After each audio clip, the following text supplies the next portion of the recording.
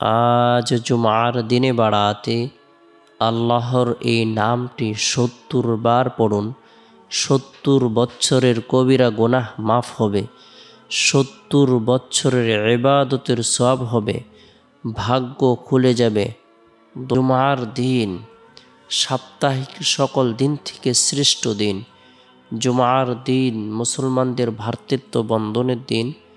জুমার দিন দোয়া কবুল হওয়ার দিন।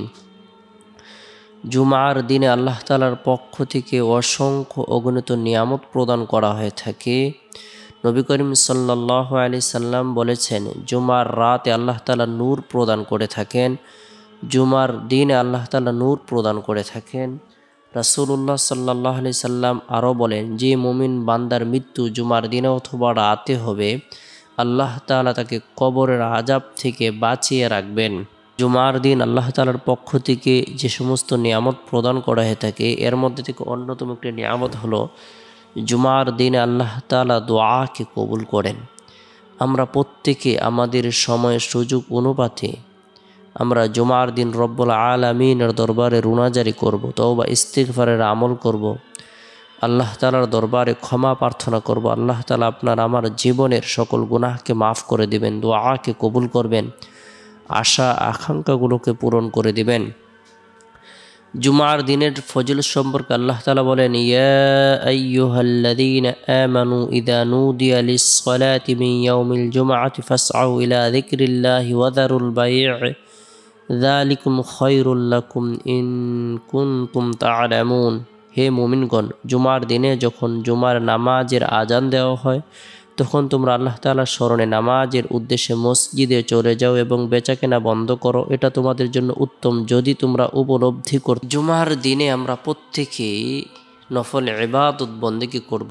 জুমার দিনের বিভিন্ন আমলের কথা হাদিসে উল্লেখ রয়েছে। এর মধ্যে থেকে ফজিলতপূর্ণ একটি আমল হলো জুমার দিন সূরাতুল কাহাফ তেলাওয়াত করা। যে ব্যক্তি জুমার দিন সূরাতুল কাহাফ তেলাওয়াত করবে, আমল করবে, আল্লাহ পাক রব্বুল আলামিন তার জন্য ৭০,০০০ ফেরেশতা নিযুক্ত করে দিবেন। এই ৭০,০০০ ফেরেশতা দীর্ঘ ১ সপ্তাহ পর্যন্ত তার জন্য মাগফিরাত কামনা করতে থাকবে। যে ব্যক্তি জুমার দিন সূরাতুল কাহাফ আমল করবে, আল্লাহ তাআলা তাকে দাজ্জালের ভয়াবহ ফিতনা থেকে নিরাপত্তা দান করবেন। যে ব্যক্তি জুমার দিন সূরাতুল কাহাফ আমল করবে, আল্লাহ তাআলা তার ঈমানের মধ্যে একটি নূর প্রদান করবেন, যে নূরটি দীর্ঘ ১ সপ্তাহ পর্যন্ত তার অন্তরের মধ্যে চমকাইতে থাকবে।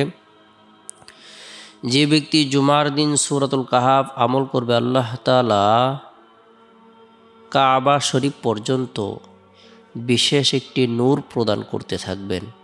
সুবহানাল্লাহ, একটি জ্যোতি প্রদান করবেন। যে ব্যক্তি জুমার দিন সূরাতুল কাহাফ আমল করবে, আমরা প্রত্যেকেই চেষ্টা করব জুমার দিন সূরাতুল কাহাফ আমল করার জন্য, পরিবার পরিজনদেরকে আমল করার ব্যাপারে উৎসাহ প্রদান করব। আল্লাহ তাআলা আপনাকে আমাকে সকলকে সূরাতুল কাহাফ আমল করার তৌফিক দান করুক। সকলে বলুন আমিন। এরপরে জুমার দিন জুমার নামাজ সম্পূর্ণ করার পর, মা বোনেরা জোহরের নামাজ সম্পূর্ণ করার পর আমরা প্রত্যেকেই গুনাহ মাফের উদ্দেশ্যে তওবার নিয়তে ৭০ বার ইস্তিগফারের আমল করব। আস্তাগফিরুল্লাহ রাব্বি মিন কুল্লি যামবি ওয়া আতুবু ইলাইহি। আস্তাগফিরুল্লাহ রাব্বি মিন কুল্লি যামবি ওয়া আতুবু ইলাইহি। যে ব্যক্তি তওবার নিয়তে গুনাহ মাফের উদ্দেশ্যে খাঁটি দিলে এই ইস্তিগফারের আমল করবে, আল্লাহ তাআলা তার ৭০ বছরের কবিরা গুনাহকে মাফ করে দিবেন। আল্লাহ তাআলা তার হায়াতের মধ্যে, রিজিকের মধ্যে, ধন দৌলতের মধ্যে বরকত প্রদান করবেন, পেরেশানিকে দূর করে দিবেন। ৭০ বার ইস্তিগফারের আমল করব।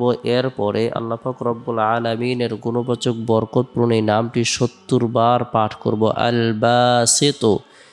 আল বাসিতু নামের অর্থ হলো রিজিক প্রশস্তকারী।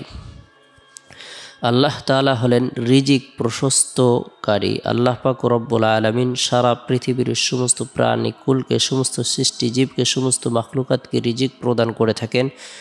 সকলের জন্য আল্লাহ তাআলা রিজিককে প্রশস্ত করে দিয়ে থাকেন। সকলকে আল্লাহ পাক রব্বুল আলামিন নিরাপদ অবস্থায় রাখেন। সকলের সকল ধরনের চাহিদাগুলো আল্লাহ তাআলা পূরণ করে দেন।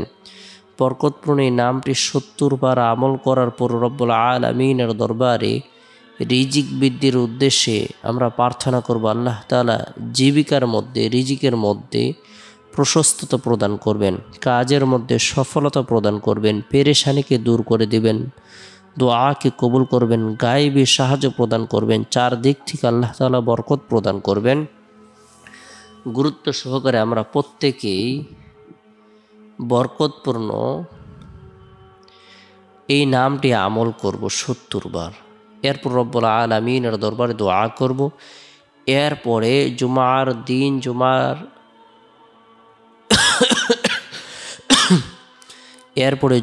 দিন আসরের নামাজ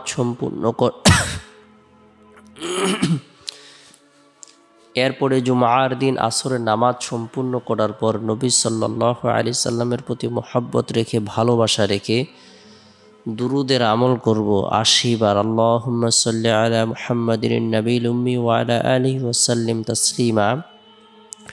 কোনো ব্যক্তি যদি জুমার দিন আসরের নামাজ সম্পূর্ণ করার পর এই দুরুদের আমল করে, আল্লাহ তাআলা তার 80 বছরের সগীরা গুনাহকে মাফ করে দিবেন। আমরা প্রত্যেকে গুরুত্ব সহকারে দুরুদের আমল করব। এরপরে জুমার দিন মাগরিবের নামাজের পূর্ব মুহূর্তে সূরাতুল ইখলাস 10 বার তেলাওয়াত করব। আল্লাহ তাআলা আপনার আমার জন্য জান্নাত অবধারিত করে দিবেন, জান্নাতের মধ্যে প্রাসাদ নির্মাণ করবেন। সূরাতুল ইখলাস যে ব্যক্তি অধিক পরিমাণে আমল করবে, এই সূরাটিকে মোহাব্বত করবে, এই সূরাটিকে ভালোবাসবে, এই সূরার আমল দ্বারা তার অন্তরকে আলোকিত রাখবে, আল্লাহ তাআলা তার দুনিয়া এবং আখিরাতের সকল ধরনের হাজতকে, প্রয়োজনকে পূরণ করে দিবেন, তার ভাগ্যকে পরিবর্তন করে দিবেন। বরকতপূর্ণ এই সূরাটি আমল করার পর রব্বুল আলামিনের দরবারে আমরা প্রত্যেকেই আমাদের সকল ধরনের হাজতের কথা মোনাজাতের মধ্যে ব্যক্ত করব, দোয়া করব। নিজের জন্য দোয়া করব, পরিবার পরিজনদের জন্য, আত্মীয় স্বজনদের জন্য, জীবিতদের জন্য, মৃতদের জন্য, বিশ্ববাসীর জন্য দোয়া করব। আল্লাহ তাআলা সকলের দোয়াকে কবুল করবেন। এরপরে জুমার দিন শেষ হওয়ার পর যে রাত আসে, এই রাতটি হলো বরকতপূর্ণ একটি রাত। এই রাতের মধ্যে বিশেষ করে এশারের নামাজ সম্পূর্ণ করার পর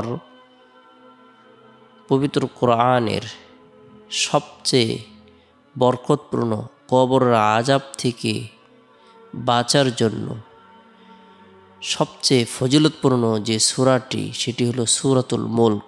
নিয়মিতভাবে আমরা প্রত্যেক রাতে আমল করার জন্য চেষ্টা করব। তাবারাকাল্লাযী বিয়াদিহিল মুলক ওয়া হুয়া আলা কুল্লি শাইইন কদির। যে ব্যক্তি এই সূরাটি রাতের বেলায় আমল করবে, আল্লাহ তাআলা তাকে কবরের ফিতনা, কবরের সওয়াল-জবাব, কবরের আযাব থেকে নিরাপত্তা দান করবেন। পাঠকৃত সূরা, তেলাওয়াতকৃত সূরা পাঠকারীর জন্য, তেলাওয়াতকারীর জন্য রব্বুল আলামিনের দরবারে সুপারিশ করবে। গুরুত্ব সহকারে আমরা সূরাতুল মুলক আমল করব। এরপরে আমরা প্রত্যেকে রাতে ঘুমানোর পূর্বে কয়েকবার ইস্তিগফার, কয়েকবার দুরূদ শরীফ, কয়েকবার লা ইলাহা ইল্লাল্লাহ কালিমার জিকির করার পরে আল্লাহর নাম নিয়ে যথাসময়ে আমরা ঘুমিয়ে যাব। আল্লাহুম্মা বিসমিকা মুতআহি দোয়াটি পাঠ করে ঘুমিয়ে যাব। চেষ্টা করব রাতের 1/3 অংশে ঘুম থেকে জাগ্রত হয়ে তাহাজ্জুদের নামাজ পড়ার জন্য।